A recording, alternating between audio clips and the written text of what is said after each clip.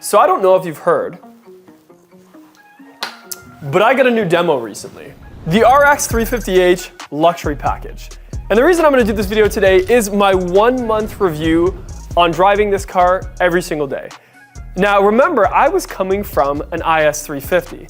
So a lot of things of the RX 350 that I talk about in the dealership every day, but still surprised me when driving it. I'm Dustin Mason from Performance Lexus in St. Catharines. Make sure you hit like and subscribe for more Lexus related content, and make sure you let me know in the comments below of any video ideas that you'd like to see. Okay, jumping right into things here. So the RX 350 hybrid. One of the first things I noticed when getting into this vehicle from the IS 350 was the safety sense. So this is something that, again, I talk about all the time and I can sell from a brochure, but actually driving it every day, a few things stuck out to me.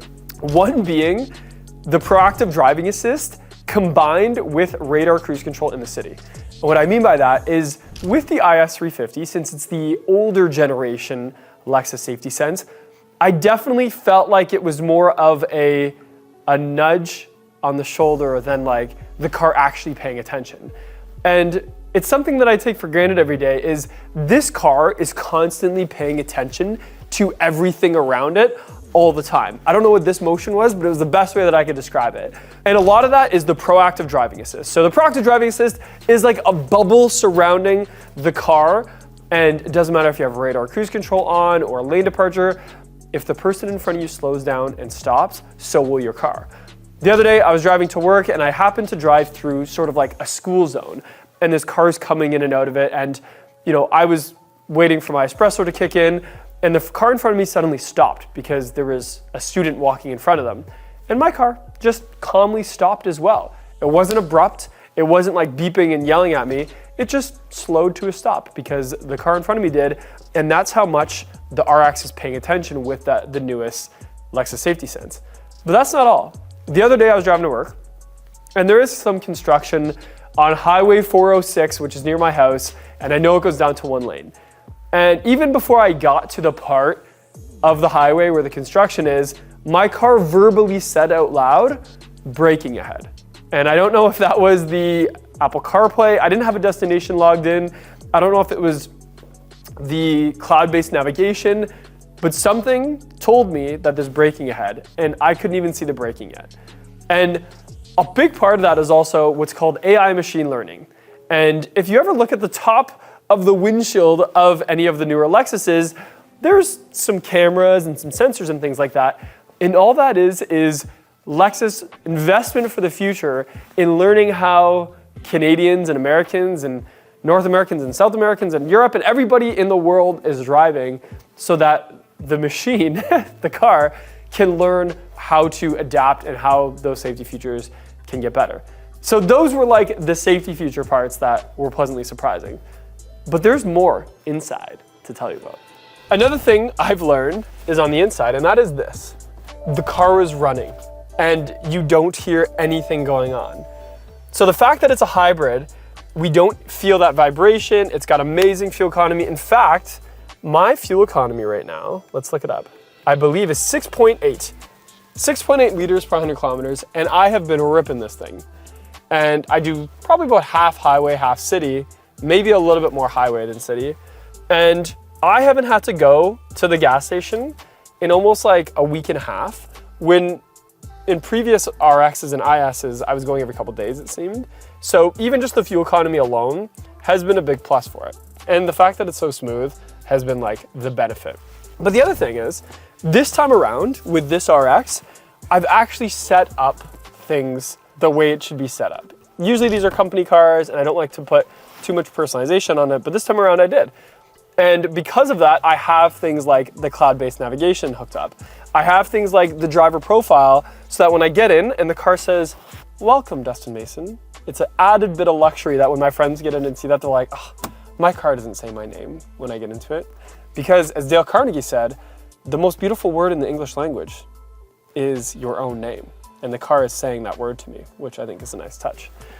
But not only that, the other thing is the Lexus app. So this time around, I also hooked up the Lexus app to be actually active. So I can see my door lock status. If I parked it down the street and I forgot to lock it, if there's anything in the back seat, how much gas I have, how the tire pressures are, all of those things. Or if I let one of the staff use it and they say they're just grabbing lunch quick, but I can see on my phone that they're not just grabbing lunch quick, that they stopped at like 20 places around town before coming back. Not that I actually do that, but I could check all that stuff. And it is cool having that app actually working. Also the fact how comfortable it is. So one of the things that I do is every Wednesday, I go to flight lessons. And the cool thing about flight lessons is it's way in the middle of nowhere in the country. And I have to go through some stone roads, some bumpy roads, some, windy roads, a mixture of them. And in the IS, that was all really fun because it's like a little sports car that I could hug around corners.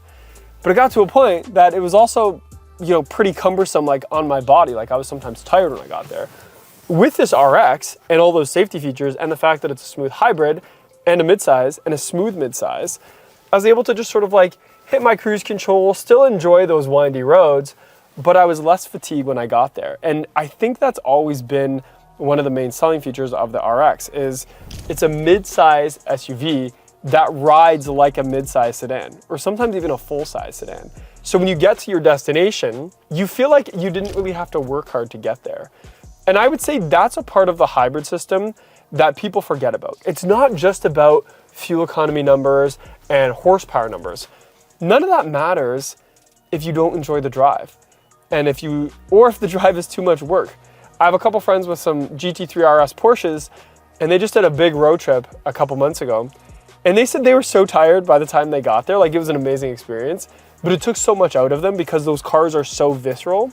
With the RX, I almost feel refreshed when I get there. I have my Spotify playing through wireless Apple CarPlay. It's accurate, it's smooth, it does what I want it to do. I can make a couple calls if I want. Everything is relaxing and productive at the same time. And because of the new Lexus multimedia system being so easy to use once you set it up, it's not like I'm messing around with buttons as I'm driving. I'm doing a couple clicks, I'm driving, and I'm able to think about, my flight lesson that I'm going to or after the flight lesson and how it went, and I'm able to like really be in the zone instead of like, kind of getting my butt there and hauling there and being tired when I get there. Instead, I can just enjoy the drive. And I think something about the hybrid is that it seems like the car doesn't even have to work that hard. I mean, not having that gas engine kick on all the time and being able to like just get in it and put it in drive real quick, it's just one of those things that it adds to that experience. Or it makes it so that the actual drive isn't as draining as it could be. And, some people will say, luxury cars are so numb feeling, you don't feel the road. In this case, I don't want to feel the road. I just want to get there feeling refreshed so I can focus on the task at hand. And if you look at any of the Lexus commercials lately, sort of that's what they focus on. You don't see them focusing on, someone putting their driving gloves on and stuff like that and getting in an RX, but you'll see the person. I remember one of the recent ones is like the CEO woman prepping for a big speech, like a TED Talk. And she's in her condo overlooking the city and she's practicing and she's in the car and she's practicing and she gets there and she nails it. It was about the car doing its purpose in that presentation. And I think that's a really cool way of reminding ourselves that Lexus isn't just about the car, but it's about the people in the car and the experience they have. And in this case, I felt really refreshed. And you used to have to get an LS 500 for that. You used to have to get the fully loaded flagship SUV LX for that. But it comes in an RX, and it comes in a hybrid RX. So that's what I find with sort of the interior at least. Okay, so another pleasant surprise has been the color of this interior. So this is the Palomino interior. I'm usually a black or a red interior type of guy, but this Palomino, I keep getting compliments on it. Anybody that borrows my car, any of my friends that get in this car, everybody is always like, oh my God, I love this interior, including my girlfriend who's been in this car tons of times. Every time she gets in the front seat and sees the Palomino with that wood grain, she's like, I love this car so much. And it even is comfortable for my dog. So the backseat of the RX is very spacious and is a good size for humans, but also my golden doodle, who's a tall, lanky, derpy little guy, has tons of room back here that I can put some blankets down. He sort of just stays on. He doesn't hit his head anywhere. He's super comfortable back here. Sometimes I fold down the seats and have him sort of like on the seats, but he's a spoiled Lexus dog, so he likes to sit sort of like on the cushions itself. And then also I tend to just put stuff back here. So even as I just went to open this up to do this video, I forgot that I went to Herc's today and got some protein powder. And no, I'm not necessarily a vegan, but the other stuff hurts my tummy. So I usually get this, and I always just have stuff back here because of how much space there is. Okay, well, trunk-wise, obviously coming from an IS 350, it's a big difference, but I haven't really used it to its full potential yet. I've put maybe some cushions and a few Costco runs and stuff like that back here, but in the summertime, it seemed like when I had the IS, I was always moving big things that would barely fit in the IS, like tanning beds and just random summer activities. I never put my surfboard in it, but I would have just strapped it to the roof anyway, and I don't think that would fit inside the RX regardless. But the fact that there is some more space back here, I mean, it would probably have been great to have this in the summer, because then I could have just like sat back here with my dog and ate some chicken McNuggets or something like that and just enjoyed being outdoors. And I didn't really use that to the fullest capacity, but snowboard season is coming up, and maybe I'll use this for a little bit more snowboard or video shoots or something fun like that. So all in all, it has been a great experience driving this for the last month. I put about 2,000 kilometers on it, and I can say I'm pleasantly surprised, even with the fact that I talk about these cars every day, and I talk to people that drive these cars every single day. And a few of the biggest takeaways are definitely the hybrid powertrain. I find it so smooth, so fuel efficient, so luxurious. And the only time I feel like it's lacking is maybe like at higher speeds on the highway. And it sort of has changed my entire outlook on hybrids. I'm a motorhead. I like V8s, I like big turbocharged Toyota Supras. I like all of those engine and visceral experiences, but this definitely serves a place in my life right now.